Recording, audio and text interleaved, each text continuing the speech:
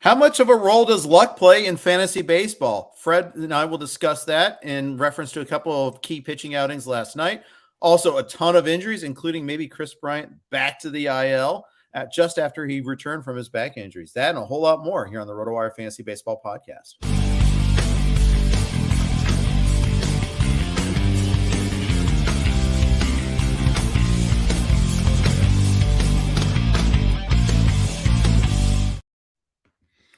Hey, everybody. Welcome to our RotoWire Fantasy Baseball Podcast. Jeff Erickson here with Fred Zinkie. A lot to talk about today. I tease this as the role that fantasy baseball has, the role that luck has in fantasy baseball. We got a lot of news type items today. A whole lot going on. Fred, how are you? How are your teams doing? Personally, I'm good. My teams are good enough. They're okay. Good enough. Okay. Yeah, good enough. Hanging around, I'd say. Setting me up for an interesting but not boring summer. Every time I ask my dad how he's doing, he is hanging in there. It's never good, never great, just hanging in there. Hanging in there. He consistently for the last 2 years, every time I call him, it's that way. It reminds me I need to call him again. But yeah, it's funny. So you kind of reminded me of that. Last night, Alex Cobb got hung with 5 earned runs based on one play that would have ended the inning that had like a 1% chance of being a hit. Big swing of luck right there if you had Alex Cobb going anywhere. Yeah, and this has been I said maybe the unluckiest pitcher in baseball so far this year. What happened last night has been indicative of his whole season. So I was actually just writing about him a couple hours ago. He has a 6.25 ERA. Now I know that to get that whole 6.25, you had to use him in Coors. That being said, I didn't think last week using him in Coors was it depends on your league size, was that crazy of a decision because he's been pitching so well. So, if you drafted Cobb, which I did in like 1 or 2 leagues, not tons, but 1 or 2, you made the right call. He has the lowest xERA of any pitcher who's faced 100 batters this year. It's in the ones. His FIP's in the 2s. His strikeout to walk rate is 39-9. His velocity is up this year. Like if you grabbed Alex Cobb, you made the right decision. But so far, you've been rewarded with a 6.25 ERA and a 1.55 WHIP, which, as we've talked about the last couple of weeks, in this pitching environment, is absolutely killing you. That's a tough one. That is, like I said, the unluckiest player to have, assuming you used him in the Coors start. If you didn't use him in the Coors start, those numbers would be a little better, but still not helpful. Right. Let me ask you this, though. Last night, 5 earned runs happened after that one play. Isn't some of that like the xERA, the FIP, though? Isn't it somewhat responsible for the pitcher to bounce back from bad luck? Play doesn't get made. Okay, you still have to deal with what happens after. I guess to a degree. Like you said, like when something happens with 2 outs in an inning, and I know people were tweeting all over the place last night how many batted balls he had go for hits that shouldn't. Like they typically, have a batting average on that batted ball of 200 or less. And, last night was 7 strikeouts, 0 walks. He just got BABIP to death, 10 hits the game before, 10 hits. So his BABIP this season is 4.11. There's just, and the quality the quality of contact against him isn't great. Like his ground ball rate this year is 66.3%. Like he's getting 2/3 of his batted, even the batted ball profile is amazing. Like he's getting 2/3 of his batted balls on the ground. He's striking batters out like crazy. He's not walking very many batters. He's doing everything right, but all of these ground balls, too many of these ground balls are finding holes. His strand rate this year is below 50%. And like that is hard to maintain for even the 7 starts that he's had so far this year. Like a strand rate, an unlucky pitcher is maybe someone with a strand rate of like 65%. Like that's pretty unlucky. Under 50%. And I know that ties in with the BABIP, but he's just been incredibly unlucky. I keep telling people in Yahoo leagues to pick him up, and he just keeps pitching worse. These people are probably thinking, what is this? This guy doesn't know anything about anything. He keeps telling me to pick up Alex Cobb, and he keeps pitching worse. But I'm still going to keep telling them to pick him up because this has got to turn around for him. And if you can pick him up, I mean, so he's available in more. He's available in more than half of Yahoo leagues still, Really? which I get because there's a lot of 10-team leagues, and there's be a lot of Yahoo managers who would look at a guy with a 6.25 ERA and a 155 FIP and say, like, forget it. Right. I'm not like with all the pitchers out there who would be sitting in these shallower Yahoo formats with all the pitchers out there who would be sitting on waivers with an ERA in the 3s and a whip in the 1.2s or maybe even better than that. Like I feel like so many people would just look at his ratios and say 20 years ago, I would have looked at his ratios in a Yahoo league and dropped them until I got, more into fantasy baseball. Sure enough, I just went to my home Yahoo league and he's available. There you go. He's rostered in 45% of leagues altogether on Yahoo. As of this moment, I'm going to make it 45.0001. Since I just picked him up. I had an empty spot due to a DL move. So there you go. Alex Cobb, come on down. He is now on my squad. I just lost Freddie Peralta in this league too, which is brutal. And the thing is with Alex Cobb, you're right that expected stats are important here because it's not like he's had like years of steady production. He's been hurt a lot. He's pretty good last year when healthy with the Angels, but we don't really have that timeline, especially people are in NL only leagues. They've never seen him pitch in the NL. Maybe fans and track it a little bit. They can read stat lines, but at the same time, some of the reason why you want him is the team context that the Giants are supposed to be pretty good. Giants have had a ton of injuries lately. Brandon Belt got hurt. Just went on the IL. Their infielders have been all banged up. Longoria had a long stretch where he was hurt. So I get that's a big aspect of that there. Yes. Wilmer Flores is in the infield a lot. He's not a great fielder. That's the other interesting thing about this with Cobb is the Giants are typically a team whose pitchers meet or exceed expectations. And typically they meet or exceed even what their skill set should bring. Like not only do the Giants usually do like say Kevin Gausman types where they help fix pitchers and make them more successful, but also just in general, Giants pitchers I feel like over the last few years, they typically meet or exceed all their expected stats, all their ERA indicators. So this is someone who's just completely at the other end. Like there are other unlucky pitchers across baseball, but I feel like so far this season, Cobb is just on another level from everybody else as far as that goes. Let me ask you this. How long does it take for this luck to normalize? We always say, well, it evens out in the end, but that's a cop out. I mean, that's not very precise. First of all, secondly, it's not necessarily true. I feel like it should start normalizing like it's now, like on his next start. I was really surprised by last night. Like I wasn't shocked at the Coors Field start. You knew what you were risking using him at Coors. Like I said, I still think in 15-team leagues it was defensible because he had been pitching quite well, especially from a skills perspective. But whatever, that's a Coors Field start. This one I was shocked by. I mean, the Mets. I know the Mets are a pretty good team, but I don't know, at home, I don't know, as well as he's been pitching. He pitched against the Mets too in his second start of the season and struggled as well. So, but I can't even say that he struggled. The first time he quote struggled against them, he had 4 strikeouts and no walks and no home runs. Last night, 7 strikeouts, 0 walks, 1 home run. Like it's not like the Mets are really getting to him. They're just getting it looks like a lot of BABIP luck against him. And 7 strikeouts against the Mets is not messing around either. Really good. Yes. Yeah. Yes, with his velocity. I have Cobb in labor. So one of the few places I do have him is a league where I could trade.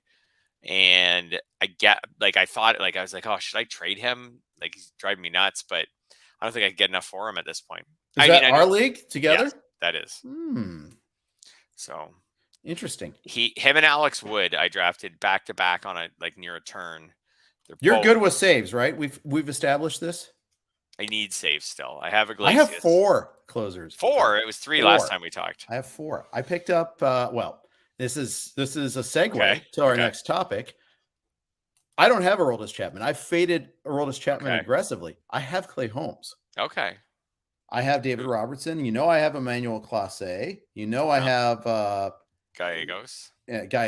So I need an outfielder. I screwed up this week. I didn't add an outfielder. See also successful soccer tournament, blah, blah, blah. But I need an outfielder, and I probably could use a starting pitcher as well. I'm going to be fine in saves. Even though I'm not leading saves right now, I feel like I can trade saves. So let's make a deal. Should we do this on air for once? You don't like doing that, though. No, I don't. I'll make a deal. I'll try to make a deal later this week. How All about right. Gallegos?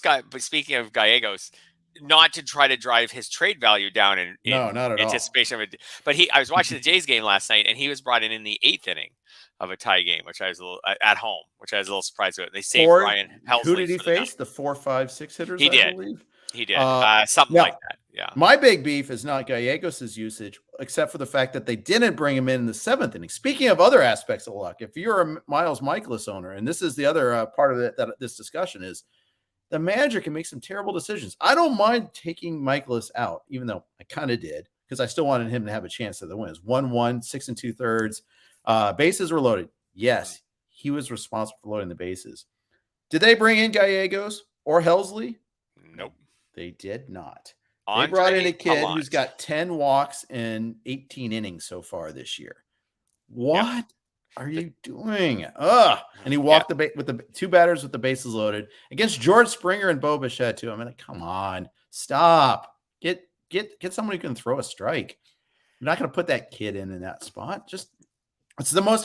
And they were lucky to rally back and tie, and then ultimately win. Of course, I thought Charlie Montoyo screwed up too by allowing Barecki to face a righty with the base, not just a righty, but Paul Goldschmidt with the bases loaded.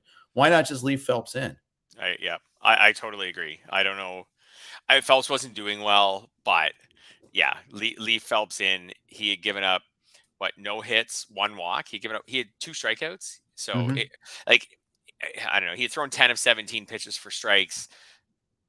I didn't get that either with Barecki. I kind of actually worry maybe there's something up with Phelps now that they took him out of the game, but maybe not. Maybe it was there were some weird managerial decisions. The decision to bring in Andre Pallant, you're right, by the Cardinals with a new manager who's supposed to be pretty forward thinking. Yeah. In that huge moment, he brings in a guy who currently has a 12 to 10 strikeout to walk ratio. He's not even a good strikeout pitcher, and he walks everyone.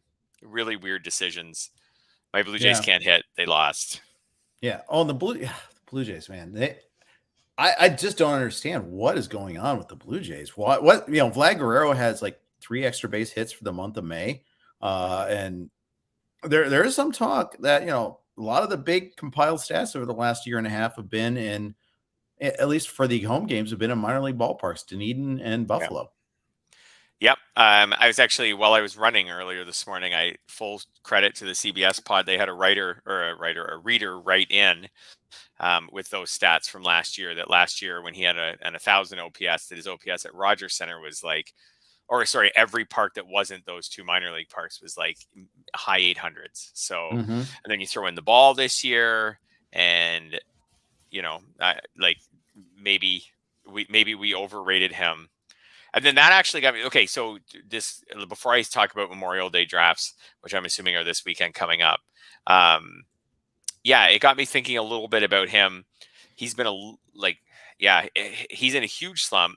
Bichette's in a slump. When you look at their expected stats, it says they should be doing a lot better than they have. And Guerrero has been awful at Rogers Center this year. Like his home OPS is 658. His road win's 895. Like he struggled a ton. Now, last night he went 0 for 5 on the road. Yeah, he doesn't. I feel like Vlad's going to come around. Like this isn't fat Vlad that we had a couple years ago, who looks like he's not taking the game seriously. I feel like he's too good. Like he's going to come around. I agree. And to your point, I'm not trading him.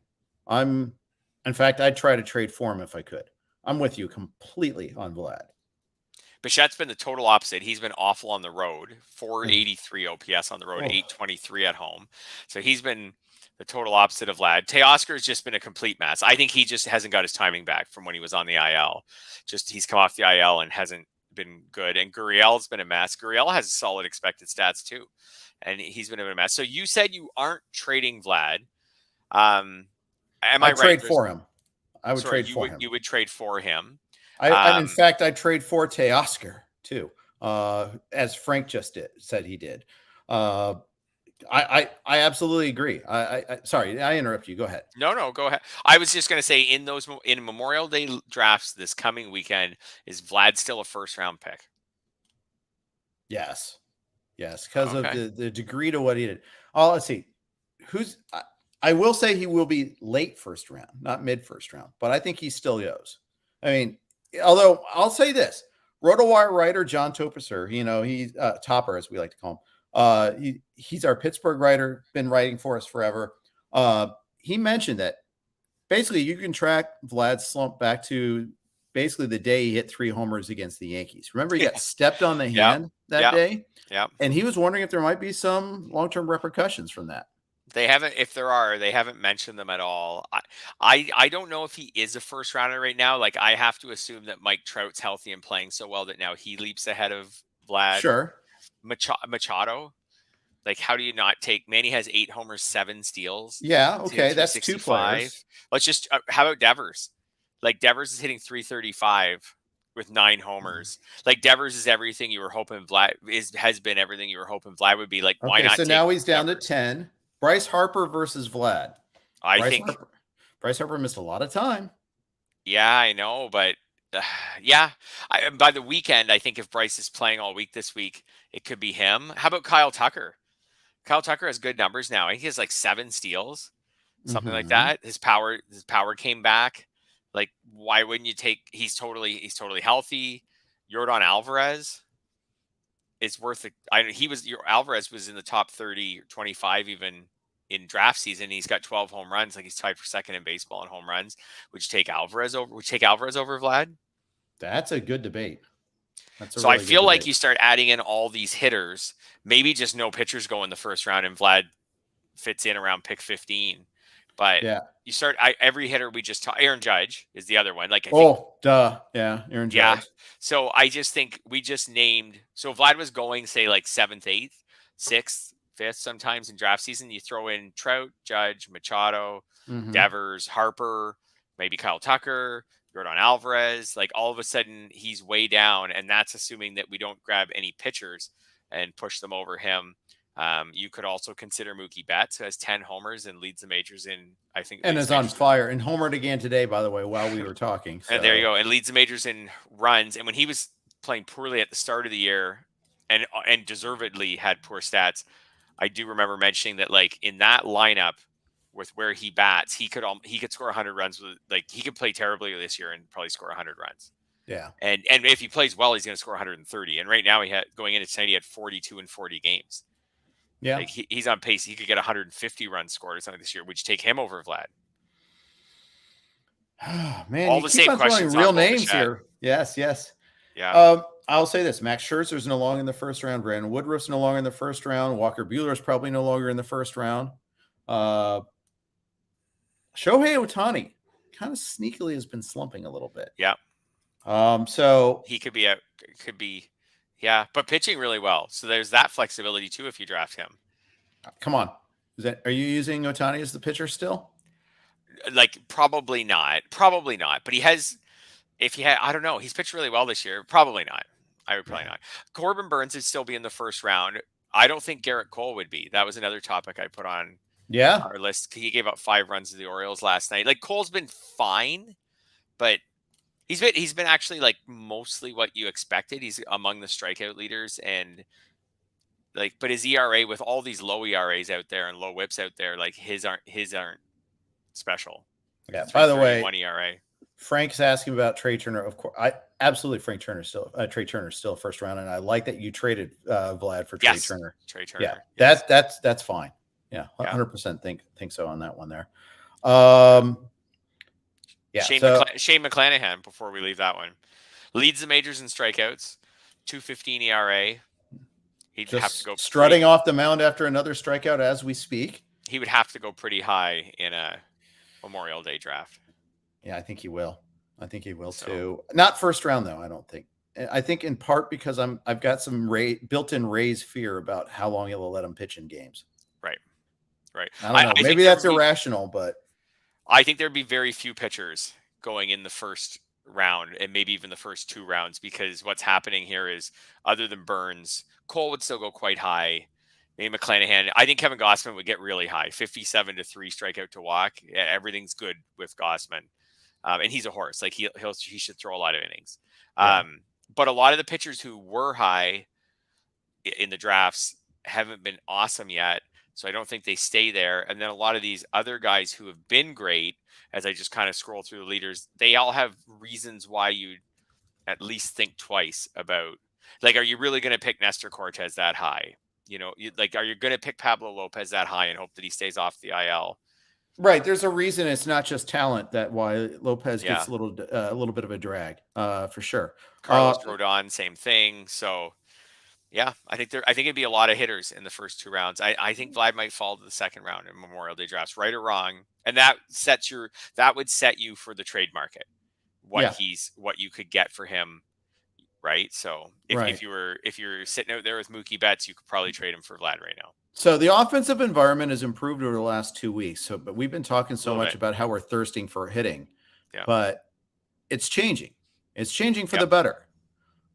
So, maybe you can trade for hitting now. I don't know. I think some of these pitchers that we've been kind of relying on that have been cruising for a while, hey, let's just throw out any old guy who's got 2 starts. That's not going to work anymore. Yeah, I think that's quite possible. And I think there's a difference between there being a lot of effective pitchers and there being so many effective pitchers that they're sitting on the waiver wire. And I don't know about you, but I'm finding the last 2 or 3 weeks when I go to do my Sunday night fab bids in 15-team leagues, there are very, very few starting pitchers that I'm interested in. And even in 12s, there's some, but it's not as rich. Like guys are getting hurt, and like it is, and they're being replaced by pitchers who aren't like fantasy relevant. I don't know. Like there's a difference between there being those are 2 different discussions. Like how many guys there are right now with an ERA under 3. There's a lot of them. But when you go to your waiver wire, can you just grab useful starting pitchers? And I'm starting to find that, especially my 15s, that there aren't. So then if you were drafting this weekend, you have to factor that in, that you won't be able to go to your waiver wire and stream pitchers. Yeah, and the attrition's kicked in a little bit too, a little bit, yeah. Yeah, I mean, a lot of guys. It's going to continue. Yeah, it's only going to get worse as far as that goes. More guys are going to get hurt. Other guys are going to be weeded out. Some guys will still emerge. We'll still find pitchers that are we didn't know, or we just didn't think we're going to get the call, or we're waiting on. Earlier, we had someone asking about Grayson Rodriguez and whether he's going to get the start over the weekend. I think Frank was asking about that too. Maybe he will. We'll see. The O's have a doubleheader. Currently, the RotoWire projected starters grid does not have him as the projected starter, but it's a get. It's not locked in. It hasn't been announced. It's a doubleheader at Boston on Saturday, part of a rare 5-game series, Baltimore at Boston. So, looking forward to that series. Just, I love it. Embrace the weirdness. I say we have a 2-game series between the Cubs and the White Sox, which is dumb. So dumb. No game on a Friday. I guess I'm sure there's some good reason for it, but I don't like it. I don't have to like it. Yeah. I want games all 3 days if you count Friday as a weekend game. I want games all 3 days of the weekend, but 5, let's go for it. Let's just Although that means more probably position players pitching, which is just also dumb. It's not fun and novel. So I don't know. I'm just getting so sick and tired of seeing, hey, oh yes, Yachty's pitching. Oh, fun. You had an 18-0 lead or whatever. But on the flip side, I just see it every day. Yesterday it was the Giants had a position player pitching. Luis Gonzalez, I think it was. Just stop. It's not fun. It's not novel. Everybody flip over that. No, it's someone's throwing 50. Great. Oh. So anyways, I've gone on my soapbox about that too many times. So anyways, it also skews stats, which us as fantasy baseball people, right? It's like when you're like, oh, this guy hit 2 home runs last night. Oh, he hit the last one off a third baseman. It's not really unless it's our guy that gets the free home run. I know. Yeah, absolutely. And then you just know, I'm sure it all mostly evens out in fantasy leagues. Someone will do research on it at some point. It probably doesn't even know. It goes back to our whole luck argument there again too. Yeah. Speaking of which, we got a Twitter question about that. So we're going to hit that up in a second. But first, I'm going to do a quick note from our friends on the Blue Wire Network. And we're back. Thank you for your indulgence on that. And thanks to the Blue Wire Network for hosting RotoWire's podcast. So on Twitter, Eric Samolsky asked, we've been having an ongoing debate, so I'm curious if you two think hot streaks would be considered luck, or if we can begin to identify when a hot streak is coming to a certain extent. Eric writes for RotoBaller. I believe he does. Yes, at RotoBaller. He's two-time FSWA award winner, so it's nice to always have industry folk listening to us and interacting. So I think it's a good question. I think it's hot streaks and cold streaks are usually part of the calculus of what a player does.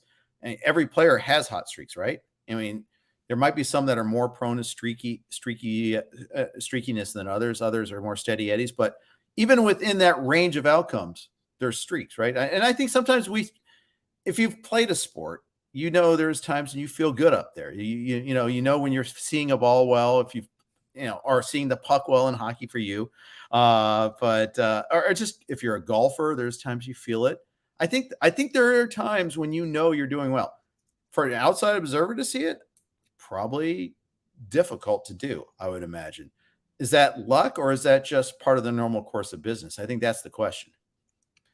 Yeah, I think it's hard to see these hot streaks coming. So like, if I could give you a good example, like Cole Calhoun just went on a heater, right? Yep. Where from May 15th to May 20th, he hit 5 home runs, runs in 6 games. The day before that, he did have a 2 RBI game, and before the streak started, and the day before that, he did have a 3-hit game. So if you were trying to look back and see, for just using him as an example, because he didn't come out of totally nowhere. Like Cole Calhoun's been a power hitter in baseball for years, kind of up and down, not a great average. But anyways, if you were trying to see, like, look back and say, like, oh, could I see something? I don't think there's anything there. Like, if you look at the games prior to that, a lot of hitless games, a lot of one-hit games, a lot of games with 1 or 2 strikeouts. His batting average, before I would say that he got what we would call hot, his batting average going into that game was 177 this year. If you were able to luck into all 5 of those home runs, you're either in an AL only league where you just leave Cole Calhoun in your lineup, don't think about it because he's a warm body, or you got lucky. I think the good thing with hot streaks once they start is it gets guys like Cole Calhoun more chances in the lineup. Sure. And then he can try to stay rolling. Like, managers are people, and they typically, if a guy has a good game, they go back to him. Then, like, unless he's a firm platoon, if a guy has a good game, they go back to him the next day. And that's your chance to kind of ride a hot streak. Like, I was considering picking Calhoun up in some leagues this week, but it wasn't on the premise that his hot streak was going to continue. It was just on the premise that he's been hot, so he probably will start pretty much all their games this week, and that'll give him a chance to stay hot. If there's a way to see the hot streaks coming, other than like advanced stats, like we talked about with Alex Cobb, like if Alex Cobb, like what we talked about, turns things around, maybe he has a 5-start stretch coming up here where he only gives up 5 runs total or something. That's not really a hot streak. It's just kind of luck normalization with him. Yeah, I think so. I'll say this. I think if you have a trained eye and you can see, and I don't mean like you have to be a scout. I mean that you've watched baseball long enough and you can kind of tell the difference sometimes when a guy is dialed in, just missing even, or making hard contact, maybe not getting the results. You can see that maybe good things are possibly coming. That might be able to help your predictive nature. It's not going to be in the numbers necessarily so much as watching the at-bats. I watch just a ton of baseball and I try to look at the numbers both. I sometimes I'm reduced to number scouting. I can't watch every at-bat from every player. My God, if I was trying to watch, can you imagine how with the NFL you can watch the compressed games, and it still takes 40 minutes per game. Can you imagine trying to do that every single day with baseball? I can't. But point is, if you watch a lot, you can kind of sometimes see if you're focused in and you're really watching.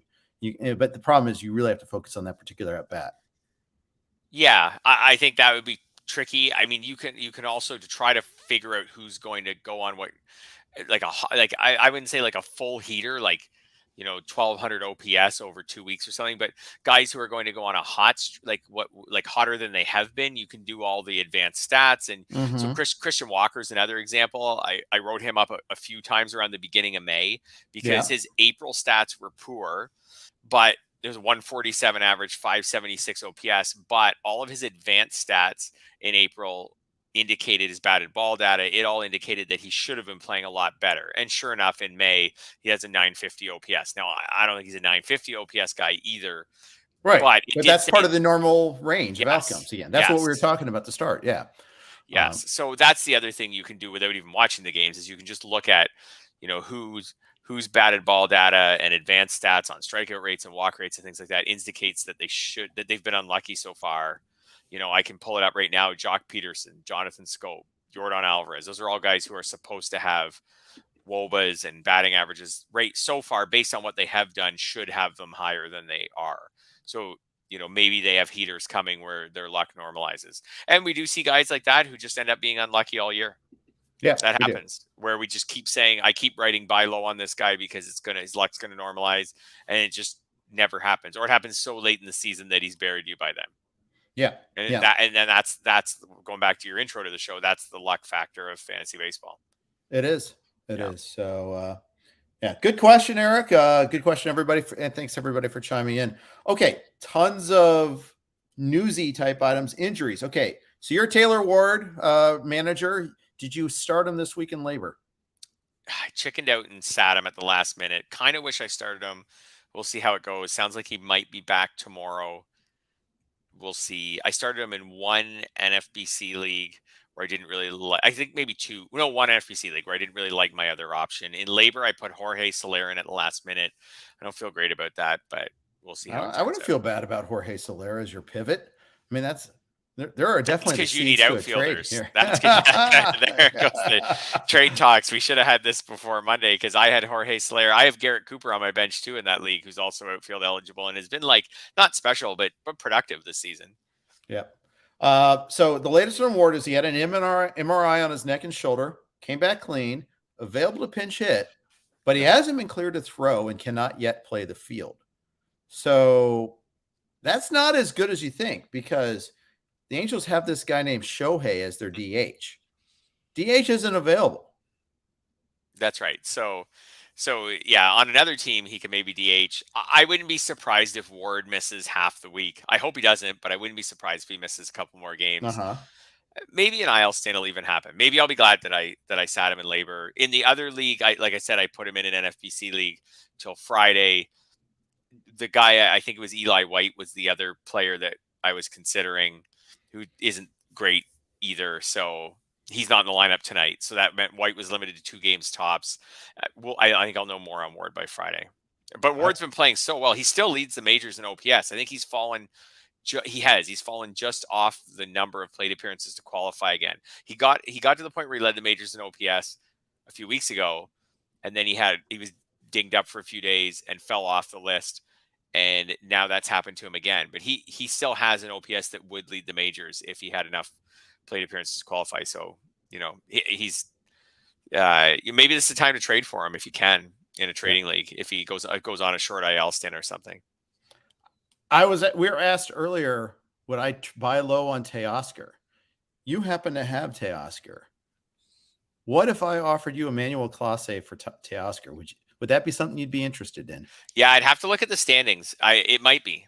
I definitely have to look at the standings and see. Right. I know my hitting on that team's poor. So they're my poor. I have less hitting points than pitching points. So I may need to just cross my fingers that Teoscar gets back into action. But I think from a value perspective, I think that's pretty fair.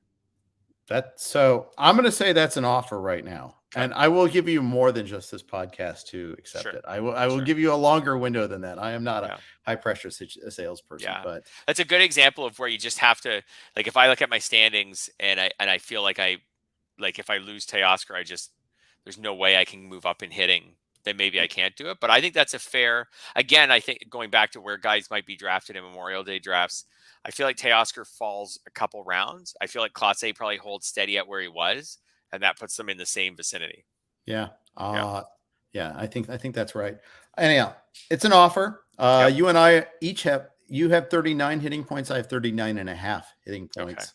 Okay. So we're right there together there. Huge, true. And it's interesting to see how it's dispersed. You're second in home runs, but you don't have much speed is your problem, which I believe. Oh, wait, no. Yeah. You don't have much speed. I don't have much speed. And this is something you acknowledged was going to be an issue all year for you.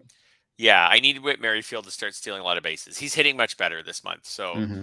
I'm optimistic that maybe he can help rally me. But I probably need to find some speed somewhere else now to supplement him.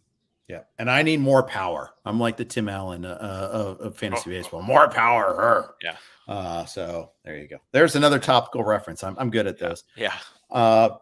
Enrique Hernandez has just homered for the Red Sox to lead off the game against Okay. the White Sox and Dylan Cease. So thought you'd be interested in knowing that. Other topics to talk about. There's lots of injury stuff. Lance Lynn and Eloy Jimenez are close to coming to a rehab assignment. In fact, I think they faced each other in like a simulated game the other day. So good news on both of that. The White Sox, I mean, they're hanging in there. I still think they're the betting favorite over the Twins to win the AL Central, despite the Twins having a decent sized lead on them. I think 4.5 games the last I saw. I mean, I look at the rosters though, and I kind of have to agree with that. You know, they've been underperforming, not hitting is what you'd expect. I still think that I think I'd still prefer the White Sox side, although obviously you're not getting the odds that I thought I'd get either though. Yeah, and the Twins having the lead right now matters a lot, but I think I think I would still take the White Sox too. And from a fantasy perspective, I think there is a chance here that that Lynn gets back and Jimenez get back, especially Lynn. I think has really fallen off the map as far as no one talks. I get it, he's hurt, no one talks about him, but he could come back and have a decent impact on fantasy leagues this summer. Yeah, you know, I often say I don't draft stashes. But I draft Tatis in the main. I drafted Lynn and friends and family, knowing in both cases that they were hurt. So, and then and both went on the 60-day IL, so it really hasn't worked out so well. Although still has time to work for Tatis and maybe Lynn too. But for a pitcher, I don't really like doing that. Yeah, no, I understand that, and I think as long as you draft them with not really much injury optimism, like give them the long end of their timetable and still decide. I was looking through the Twins roster, and as we were talking about them, and yeah, I think the White Sox are probably going to catch them. That's just Byron Buxton's a really interesting fantasy, excuse me, situation right now where it's hard to know what to make of him. I'll be very interested to see where he goes in drafts this weekend. Like at first, at the start of the year, we were like, okay, he's great. Like he's just got to stay healthy. This guy's awesome. Then he got hurt again. And now I haven't heard much about him. I don't have any shares. I hadn't heard much about him in a while, and I can kind of see why. He's hitting 217, and he has 1 steal this year, but 11 home runs. So he's just a weird guy to figure out. He goes through stretches where he hits for an okay average and stretches where he doesn't. He stretches where he steals bases and stretches where he does. And he seems to have maybe morphed more into a power hitter now as his career's progressed. Maybe that's his thing, but. And the Twins are managing him too. Yeah. That's the other thing where they're giving him some days off here and there. And good for that. You know, he got day off on Sunday. He's in a stretch too where he's starting to struggle a little bit there. I was like 0 for 11, but with some walks mixed in. That's the thing. He is taking a few more walks than he did in the past, and that's something that will help. But I wonder if they're telling him not to run. He hasn't attempted a stolen base in a really long time. In fact, that one stolen base happened on April 11th. Remember, he got hurt trying to run against Boston, right? There was a slide at second base where he got hurt. So since then, he hasn't even attempted a stolen base. Very interesting. And the book on him was always there'll be 1 year where he stays healthy and it all comes together and he just wins people their leagues. If he stops stealing bases, which I'm not saying he will, but if he does, which so far he has, that'll never happen. Probably never happen because he's profiles more as like a respectable batting average guy, but not a high batting average guy.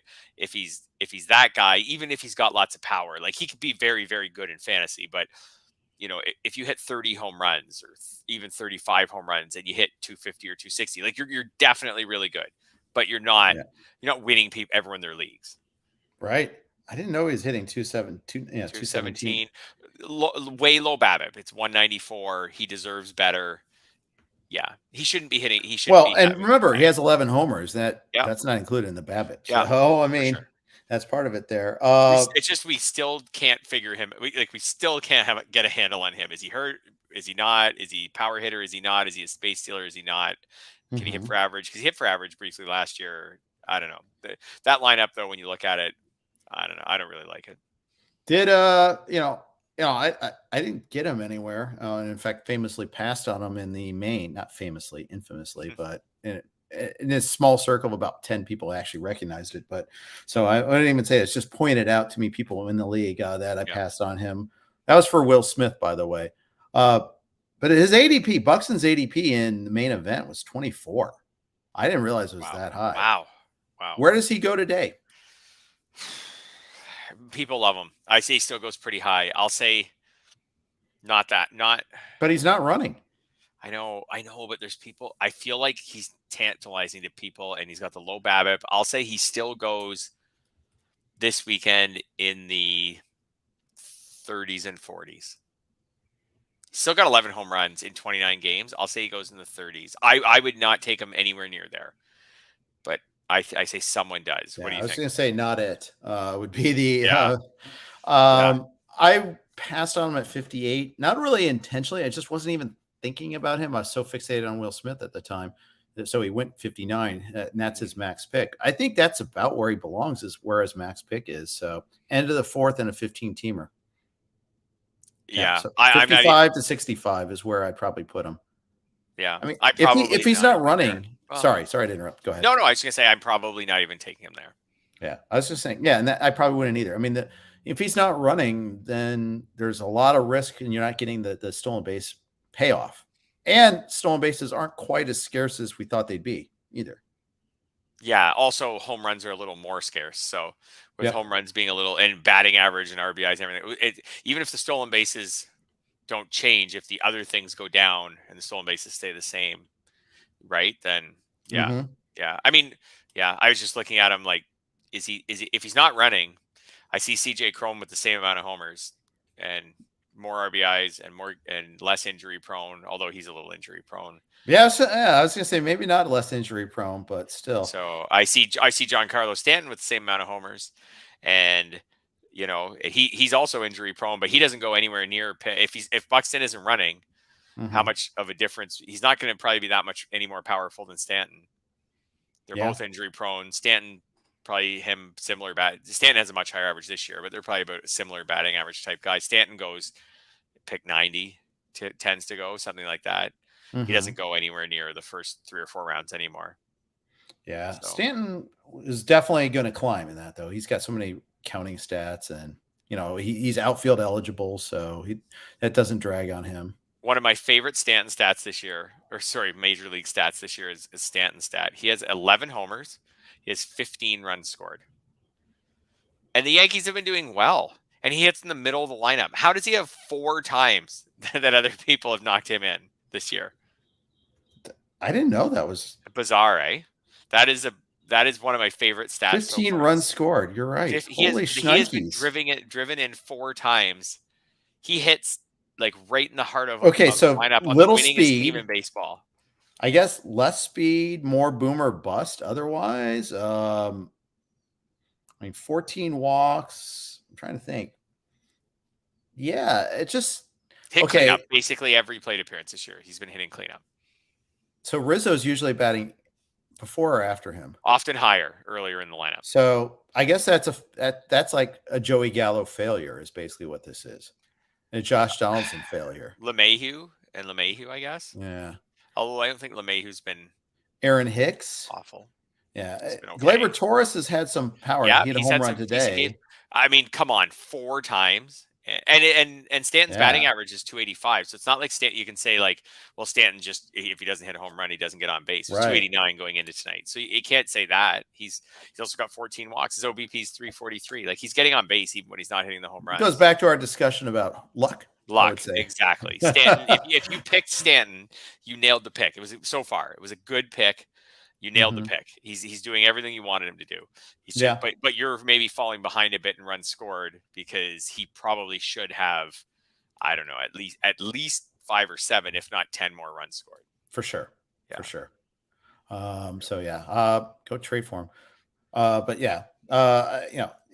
think Gallo is a big explanation for this too, by the way. I really do. Jose Ramirez just homered, his 11th of the year, off of Framber Valdez. Remember, Ramirez is a switch, so that's always nice that you can just flip it over and go that way. Is he the first overall pick this weekend? Maybe. I think he was top. He's the guy who was top 2 or 3 in every draft. I felt like maybe 4th at the worst back in March, and he's outperformed all the other guys who were picked around him. Like if he's homered now, he's up to 11. That ties him for 4th in baseball. He's hitting for average. He's got 4 steals, which isn't a ton, but it puts him on pace for double digits. And we know there's potential for more with him with steals. Like he could easily have a 6 steal month or something at some point. I could see him going, and third base isn't strong. I think he's your number 1 guy now. I think you're right. Judge, you can make an argument for Judge, but I think that's a lot of. You make an argument for Trout. Yeah, those 0 stolen bases from Trout. Yeah. What about Machado? He's hitting 365. He's got 7 stolen bases, 8 homers. He only has 27 RBI, but I don't know. It's a question of how much are you willing to raise a guy based on. Remember, the season started late, so how much are you willing to raise a guy based on about 6 weeks of production? Like, are you willing to take Machado from pick 20 to 25 all the way up to pick 2 or something? And this is a veteran, like who kind of like it's not real reason to believe he's a different player. He used to be in the first round too. Yeah, for sure. I don't think ever in the top 5. Right. I don't ever remember him there. So it's the same thing with Judge. Are you willing to take Judge from where he was picked, say around pick 30, 35, all the way up to pick 1 or 2 based on 6 good weeks? Trout makes sense to me because the questions on Trout were, like, would he start the season off healthy? And he has. Right. The other guys, that's a fun decision. How high are you willing to move someone up based on a few weeks? Yeah. Well, I mean, we kind of talked about Bryce Harper, and then he had that PRP. You know what? Since he had that PRP, he missed 5 games. Yeah. Since then, he's 2 for 13. No homers, no RBI. Thanks a lot. It just killed the momentum. Yeah. I think he needed to do that, but at the same time, it's just crushed all that momentum that we had. Yeah. I think he's only a borderline first round guy just because of the concerns. Yeah. 100%. Concerns, you could pick him and 2 weeks later, he could have another flare up and be lost for a significant amount of time where they're like, okay, now we have to really deal with this problem. Yeah. So, and just at that point in the draft, when you're sitting there, you're like, oh, am I taking a chance on this or am I just going to take, and then the names are so appealing. Like, am I just going to take Kyle Tucker? Am I just going to take Vlad Guerrero? Am I just going to take Mookie Betts? Like, I feel like those guys have to go first. And then you'd be like, okay, Harper's clearly the best player left. I'll take him and deal with the injury risk. But I think he might have to get to that point. Would you take Pete Alonso over him? Boy, that's could lead the majors in RBI. He's was 1 off going into the RBI lead. He's top 4 in homers going into today. Right. He's hitting 288. He's healthy.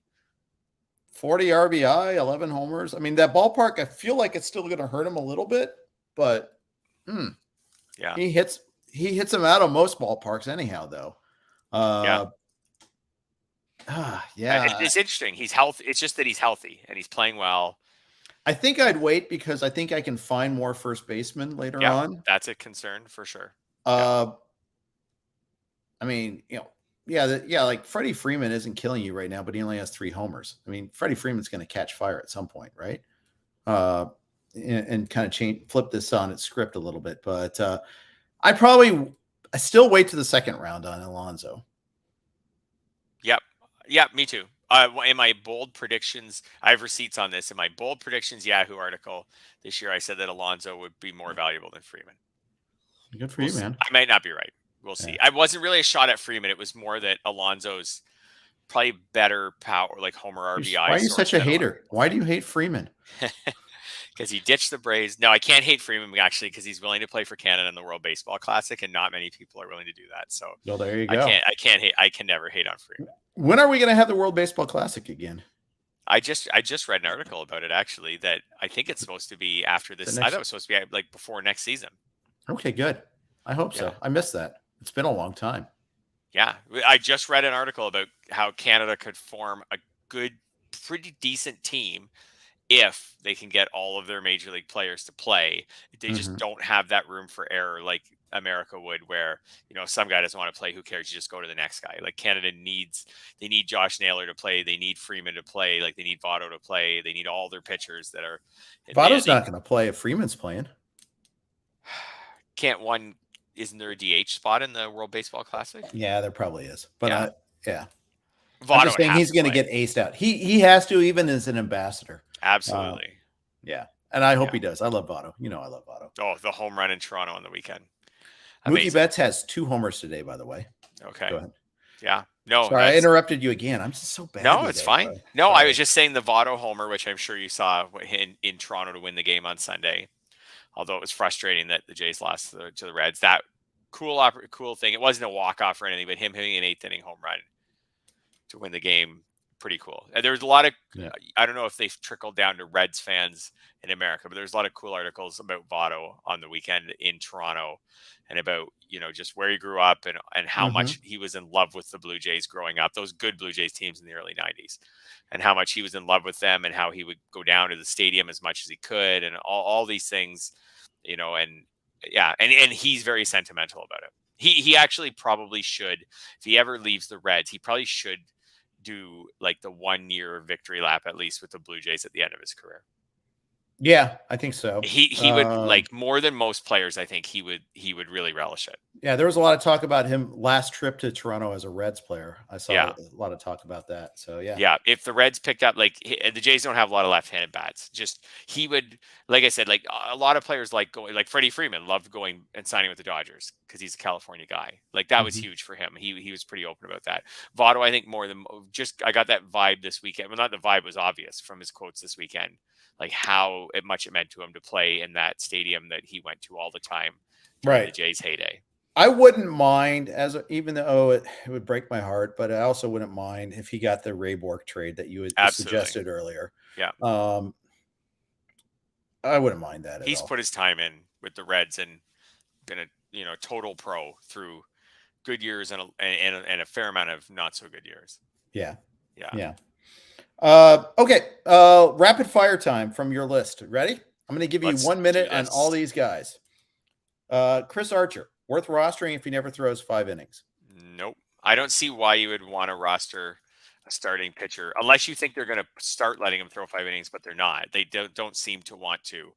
He hasn't thrown 80 pitches yet in a start. They limit him 2 times through the order, even when he's going well. Last night, 5 base runners over 5 innings, 1 run allowed. Done. You're out. If they're not going to let him throw 5 innings, he's never going to get a win unless they use an opener, and they don't seem to have any interest in doing that. So I don't see how you can. Well, I don't see what's the point. I think you'd be better off to just use a reliever who you think you could get maybe 3 innings from in a week. I agree. Because maybe the reliever could win a game or get a save or something. I'm giving my co-owner Tim Schuler stern talking to for having us rostering Archer. Even we debated it, and it was a home starts against the Tigers and Royals this week. If you can't get, I get that. If if you think he'll pitch well, and you think you're going to get 8 innings this week and maybe 8 strikeouts. Okay, sure. I could see that just for this week. No, you need a win out of that, though. Wins are a category. They are, for sure. And I guess the reason to roster him is if you think that eventually they're going to start letting him throw 5 innings, but there's no signs of that. He threw 4 in his very first start of the season with the Twins, and he still hasn't gone to 5 innings. 4 1/3 is the most that he's done. It's clear that they're not building him up. This is what they want him to do. Yeah, I'm done with him after this week. He will be a cut. I will advocate for him 15? cutting 15. Okay. I will advocate for cutting him because I don't want to ever start this. I don't want that garbage. Yeah. He only allowed 1 run in 4 innings, but he was bad. He was kind of like battling to get through that 4th inning too. And then didn't even let him go out for the 5th. So screw that. Walk rate's also really high, which he's not that good. And it's just where's the payoff? Yep. All right. You want to ask JT Real Muto, are you worried about him? Had a good day yesterday, but hitting 232, 2 homers, 10 RBI, 3 stolen bases, and 21 runs, has moved a little lower in the order lately. Are you worried? A little bit worried. I am a little bit worried. Strikeout rate's pretty much the same as it has been in the recent years. Walk rate's pretty much the same, but yeah, I am a little bit worried about him. What do you think?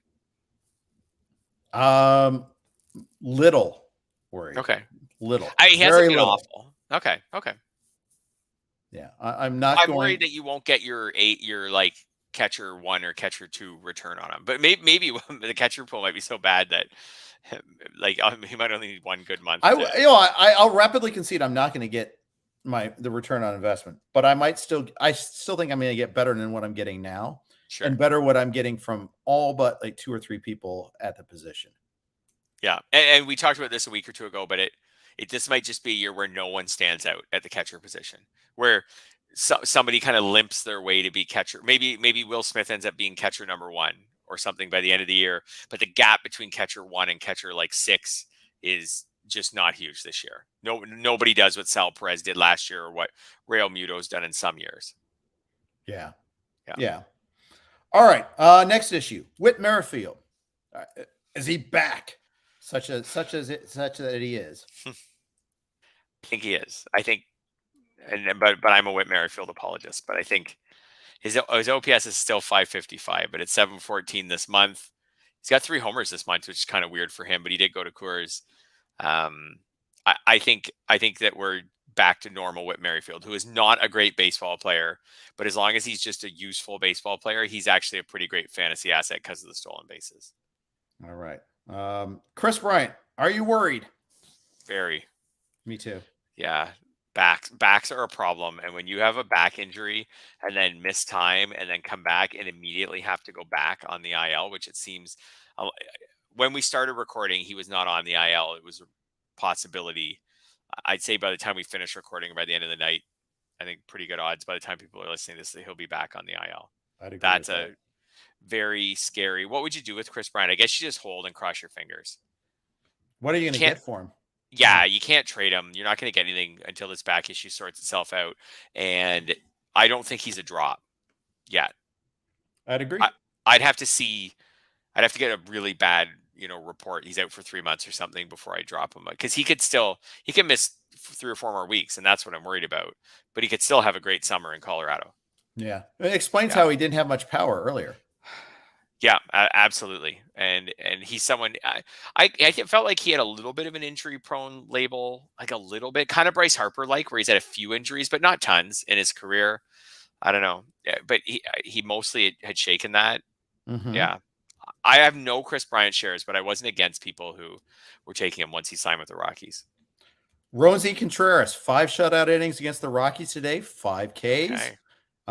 Lead left with a 1-0 lead. It's now still 1-0. It's in the 7th. I don't like that he only went 5, but he did throw 84 pitches. Get it? I get it. 5 Ks, 2 walks, 28 balls, 56 strikes. So I'd like to kind of see that ratio tweaked a little bit more in his favor. But good Rocky Road start to start off with his first start since the call up.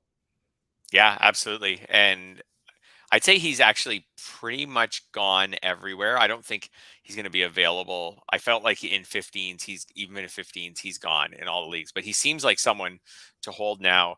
He had a fair amount of hype. I feel like he had hype during draft season, at the start of the season. I feel he's like a pretty hype guy who you weren't going to be able to sneak through anyways, but he seems like someone who, if you have him, you hang on to him. I don't think I'd go out and try to make like a trade offer for him. Like not a major one.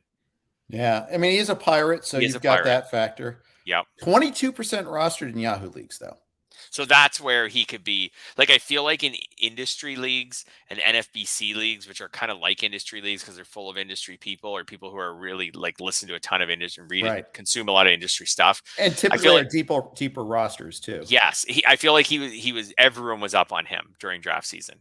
And still Yahoo, CBS, those are the types of places where I think he could end up being under rostered for a little while. And then people like me and Pianowski and people like that will probably put him in some waiver wire columns, and then maybe his roster rate will go up a bit. He should be more than 22%. You're saying that you moved that percentage single-handedly, right? Single-handedly, but not significantly. He is rostered in Yahoo Friends and Family. I checked. I would have just thought. I would have thought about that in about 3 hours. Someone else thought of it 2 days ago. Yeah, I'm sure. Yeah. As soon as he got the news that he's getting the call, you probably someone jumped on that one there. Yeah. Tyler Anderson, 8 shutout innings yesterday, but not super strong every time out though yet. No, but pretty good overall, like compared to what Tyler Anderson's been the rest of his career. 3.30 ERA, 101 WHIP. How about 42-5 strikeout to walk? That is pretty darn good. Impressive. Can we just say that if somebody starts for the Dodgers, just pick them up and see what happens? Like at the very worst, just pick them up. Yeah, I'd say that's probably accurate. 6 homers allowed. That's always been his bugaboo. Yep. 27 homers last year. And he had that one game when he was for the Pirates against the Braves where they just left him in hanging to dry. And then had a similar start with the Mariners at the end of the season where I think it was the last weekend, in fact, where he just got destroyed and knocked some people out of the money. I remember, I seem to remember that. But in the intervening times, he showed some pretty interesting things. He's always been one of those guys that's been kind of interesting, even with the Giants and the Rockies. Shown flashes. It's just consistency is his issue.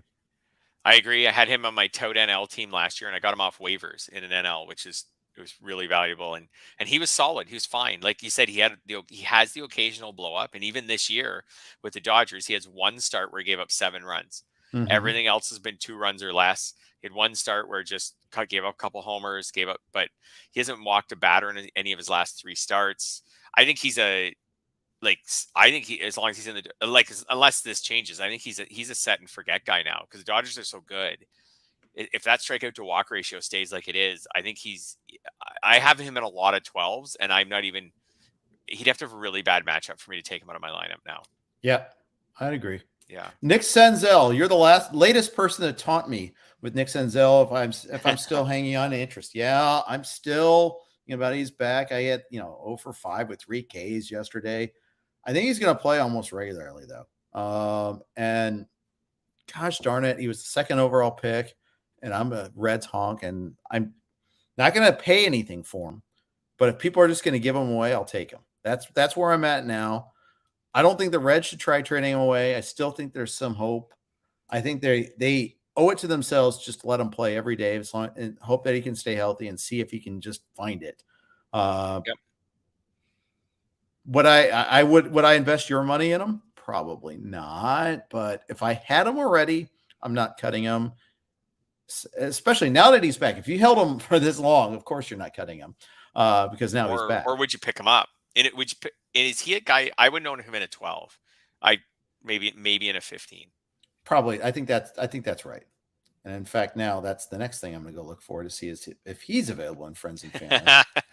Yep, you go get him before I remember to. Yeah, go get him. I know he'll be fighting. I don't even think you're looking. No, Dalton's got him already anyhow. So there you go. You can enjoy that 175, pal. Anyhow. I think with Senzel in a 12, because the bottom hitters are so streamable, there's our hitters on waivers in a 12. Like he has to actually start playing well before you would pick him up. In a 15, if you wanted to put him on your bench or kind of stream him, like put him on your bench or like put him in the lineup once in a while when your Taylor Ward isn't ready at the start of the week, stuff like that. I think you could do that for a couple of weeks and just see what he looks like. But I don't know. I become pretty skeptical at this point. And of course not to rag on him, but of course he missed 3 weeks for his COVID. Well, Votto was out for a similar amount of time. They're both actually very had lots of bad symptoms even. So it happens sometimes. Must have been bad. It must have been bad with the Reds more than because a lot of guys end up missing just a few days or a week tops. Yeah. Yep. It's just everything with Senzel seems to his career every time he gets hurt or anything happens to him, it seems to happen for a long time. Yeah, that's right. Yeah. All right. What do you got up recently at Yahoo? What do you have coming up next? Okay.